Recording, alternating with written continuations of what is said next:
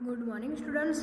तो आज हमने आगे के वीडियो में ये हमारा 7th लेसन टिप टिपवा उसके बारे में देखा था।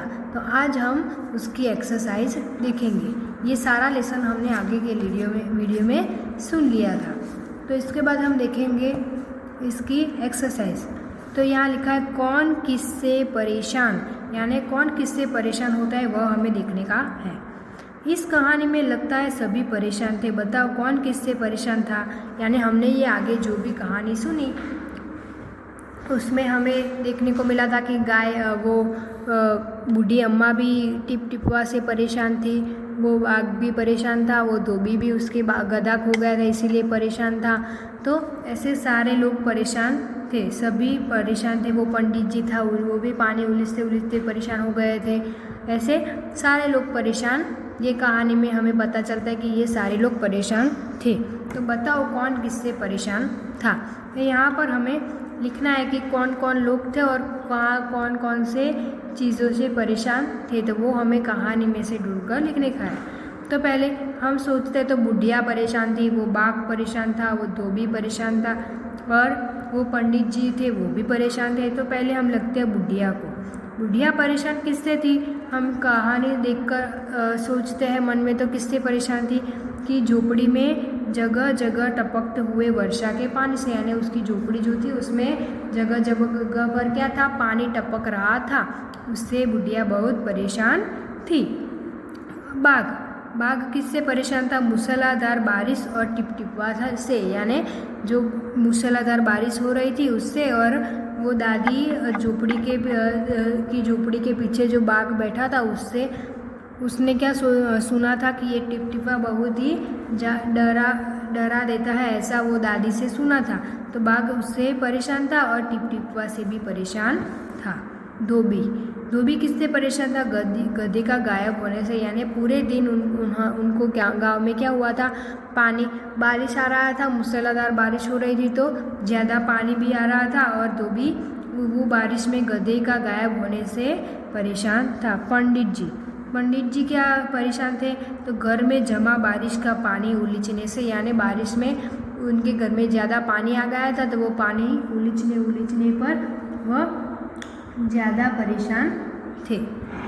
अब यहाँ लिखा है मतलब बताओ, यानी ये कहानी में से नीचे जो कहानी से उसमें से कुछ वाक्य दिए गए हैं, इन्हें अपने शब्दों में लिखने का है। यानी यहाँ लिखा ये टिप टिपवा कौन सी बला है, ये क्वेश्चन हमें दिया है। तो हमें हमारे मन से सोचकर उसका मीनिंग तो ऐसा है लेकिन कुछ दूसरे वाक्य में लिखना है। टिप टिपवा कौन सी बला है, तो टिप टिपवा किस चीज़ का नाम है, हम ऐसा बता सकते हैं। उसके बाद यहाँ लिखा है पत्नी की बात धोबी को जच गई, यानी पत्नी जो बात बता रहा था वो बात वो धोबी थी, उसकी धोबी की पत्नी जो भी बात बता रही थी वो बात धोबी को जच गई, यानी पत्नी की जो भी बात थी वो धोबी को सहमत हो गया। और बाघ बिना चू चपड़ किए भीगी बिल्ली बना धोबी के पीछे पीछे चल दिया, यानी बाघ क्या हुआ, बिना चू चपड़ किए यानी कुछ भी बोले बिना भीगी बिल्ली बना धोबी के पीछे पीछे चल दिया। तो बाघ चुपचाप धोबी के पीछे पीछे चल गए, यानी बाघ को भी पता नहीं था कि यही टिप टिपवा है और धोबी को भी पता नहीं था कि यही मेरा गधा है, वो तो बाघ को लेकर गया था, इसीलिए बाघ चुपचाप धोबी के पीछे पीछे चल दिया। उसके बाद है जरा पोथी बांझ कर बताइए वह कहाँ है, यानी वो धोबी था, वो उस पंडित को बता रहा था कि जरा आपके पोथी बांझ कर, यानी देखो और बताओ, उसको पढ़ो और बताओ कि मेरा बाघ कहाँ है। तो जरा पत्रा देखकर बताए कि वह कहाँ है, हम उसे दूसरे शब्द में ऐसे बोल सकते हैं और लिख सकते हैं। उसके बाद है यहाँ करो तो या याद करो तो, यानी पोता दादी की गोद में कहानी सुनने के लिए मचल रहा था। तुम किन किन चीज़ों के लिए मचल रही, यानी पोता था वो तो सिर्फ दादी की कहानी सुनने के लिए मचल रहा था, उसको तो बारिश की कुछ पता ही नहीं थी। तो तुम कौन सी चीज़ों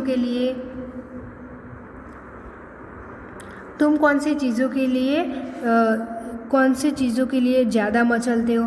यहाँ पर दिया है मैं जल्दी बाज़ार जाने के लिए, यानी जल्दी जल्दी अगर मुझे बाज़ार जाना है तो मैं मचलता हूँ। अपनी मनपसंद चीज़ें खरीदवाने के लिए, यानी मुझे कोई चीज़ ज़्यादा पसंद है तो उसे खरीदवाने के लिए मैं ज़्यादा मचलता हूँ। दादी की गोद में सोने के लिए और दादाजी से साहसपूर्ण कविता सुनने के लिए ज़्यादा मचलता हूँ। ये सारी चीज़ें, उसके अलावा भी आपको ज़्यादा कोई चीज़ में इंटरेस्ट होता है, आप ज़्यादा मचलते हो तो वो भी यहाँ पर लिख सकते हैं। उसके बाद लिखा है कौन है टिपटिपवा। तो तुम्हारे घर की बोली में इस बात को कैसे कहोगे? यहाँ बचवा न शेर के डर न बगवा के डर, डर त डर टिपवा के डर। तो यहाँ लिखा है, ये जो हमने कहानी सुनी थी वहाँ से एक वाक्य, ये लाइन यहाँ पर दी है, हाँ बचवा न शेरवा के डर न बगवा के डर, डर त डर टिप टिपवा के डर। तो ऐसा यहाँ लिखा है। तो तुम्हारे घर की बोली, यानी हमारे घर पे जो भी बोली बोलते हैं, इस बात को यहाँ कैसे कह सकते हैं? तो हाँ बचवा यानी हाँ बेटा, न शेर का डर न बगवा के डर, यानी न शेर का डर है न बगवा का डर है, डर त डर टिप टिपवा के डर, यानी डर तो सिर्फ टिप टिपवा का ही है। हम हमारी भाषा में ऐसे लिख सकते हैं। उसके बाद लिखा है कहानी में टिप टिपवा कौन था? तुम किस किस को टिप टिपवा कहोगे? यानी कहानी में टिप टिपवा कौन था? हम किस चीज़ को टिप टिपवा कहते हैं? तो ये कहानी में तो टिप टिपवा कोई आदमी या कोई जानवर नहीं था, बल्कि कौन था? बुढ़िया। बुढ़िया की झुपड़ी में जब जगह जगह जो टपकता हुआ वर्षा का पानी था, वो क्या था? टिप टिपवा था। यानी इस कहानी में तो हम टिप टिपवा किसे कहते हैं? झुपड़ी में जो जगह जगह पानी टपकता था उसकी वर्षा को क्या कहते थे? हम टिप टिपवा कहते थे। इसके बाद हम नेक्स्ट हमारा जो क्वेश्चन है उसके बाद देखेंगे बारिश। तो यह कहानी एक ऐसे दिन की है जब मूसलाधार बारिश हो रही थी। अगर मूसलाधार बारिश की बजाय बूंदाबांदी होती तो क्या होता? और यदि उस रात बूंदाबांदी होती तो हम क्या करते? तो यहाँ पर लिखा है पोता आराम से दादी की गोद में लेटकर उसे कहानी सुनता, फिर वो सो जाता और बुढ़िया की झोपड़ी के पीछे बाघ नहीं आता, उसके अंदर, यानी जहाँ वहाँ बारिश भी नहीं होती, कुछ नहीं होता, तो हम क्या करते?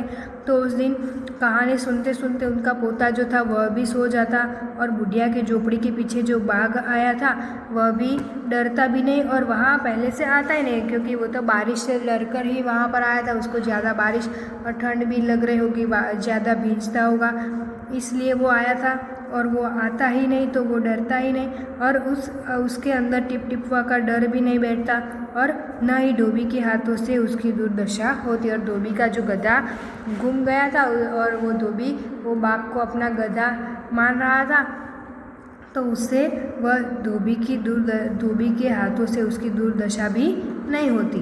तो उसके बाद हम देखते हैं तरह तरह की आवाज़ें। पानी के टपकने से टिप टिप टिप टिप आवाज़ आ रही थी। सोचो और लिखो ये आवाज़ें कब सुनाई पड़ती हैं? तो खर खर, यानी ये खर खर आवाज़ है।